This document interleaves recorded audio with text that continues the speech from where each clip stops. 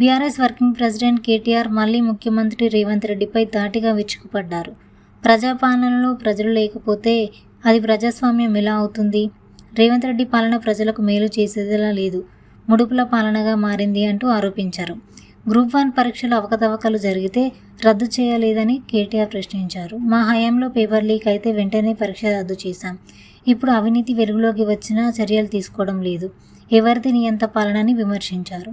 Fee reimbursement లేక కాలేజీలు మూతపడ్డాయని, ఆరోగ్యశ్రీ డబ్బులు రాక హాస్పిటల్ సేవలు ఆగిపోయాయని, యూరియా కొరతతో వ్యవసాయం దెబ్బతింటుందని దుయ్యబడ్డారు. రేవంత్ రెడ్డి పాలనలో కుటుంబ రాజకీయాలు లేవని చెప్పుకుంటే ఆయన బామ్మర్ది సృజన్ రెడ్డికి 2 కాంట్రాక్టులు ఇచ్చారని కేటీఆర్ ఆరోపించారు. అలాగే సీఎం బంధువులు కల్వకుర్తి ప్రాంతంలో భూములు కొనుగోలు చేసి ఆ భూములకు లాభం కలిగించే ఆర్ఆర్ఆర్ అలైన్మెంట్ మార్చారని ఆరోపించారు.